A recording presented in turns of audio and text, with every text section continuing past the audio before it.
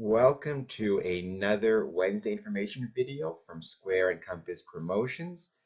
This week's video is a follow-up to last week's Wednesday information video, which discussed a letter sent by the Grand Lodge of Canada, the province of Ontario, sent to all the lodges in Ontario, but particularly sent to all the lodges meeting at the beautiful Windsor Temple, excuse me. It was sent in April of 1945, and it instructed the brethren, Masons in Ontario, to pay suitable tribute to Brother Franklyn Delano Roosevelt on his passing. Something which I thought was really, really cool. I love that letter. I've displayed it multiple times at meetings and as gifts to visiting American brethren when they come to Windsor. I wanted to use this week's video to discuss some of the follow-up from that letter in 1945. One of the wonderful things about Masonry is that we have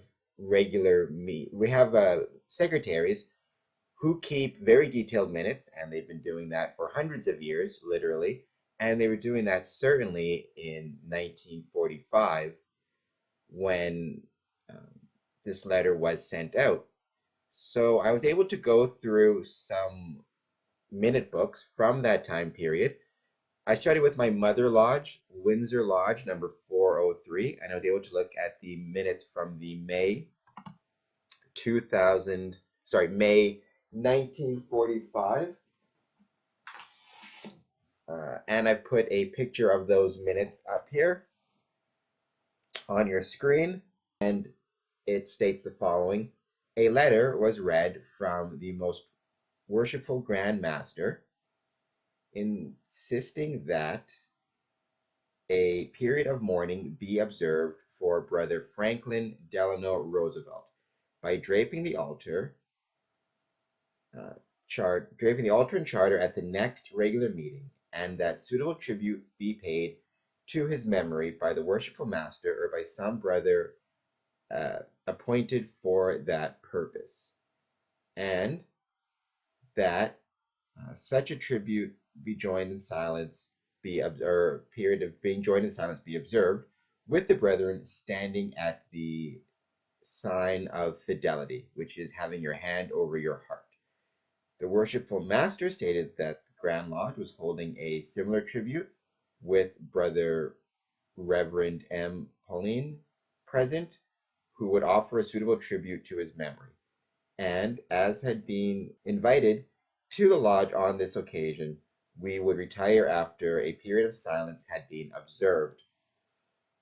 So that is confirmation that my mother lodge, Windsor Lodge 403, observed a period of silence and paid suitable tribute to Brother Franklyn Delano Roosevelt upon his passing. We actually sent this into Grand Lodge in 2014 as part of a cornerstone application, which is something where we go through our records and we provide education to the members on topics such as this. Another lodge that meets at the Windsor Masonic Temple is Border Cities Lodge, which is actually going to be celebrating its 100th anniversary soon. And it is a lodge which I am happy to report that I plan to join very soon. We have their minutes here, and as you can see, they also confirmed receiving the letter. And as they note, another communication from the Grand Master, this is dated also May 1945, another communication from the Grand Master was read in which he directed all lodges to observe a period of mourning for the late President of the United States, Brother F.D. Roosevelt, and that a suitable tribute be paid to his memory. Your secretary then gave a short outline of his life, followed by prayers and a period of silence.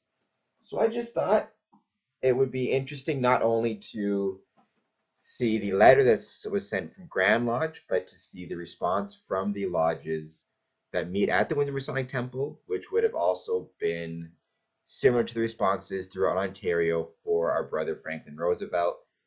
In these circumstances, it's always nice to remember the bonds of fellowship and brotherhood between Canada and America.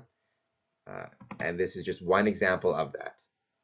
Thank you, brethren. Thank you to everybody who checked this out, and I hope to see you all, or hope you all return next week for another information session. And also hope you check us out on Sundays for another excellent podcast. Thank you so much, and be safe.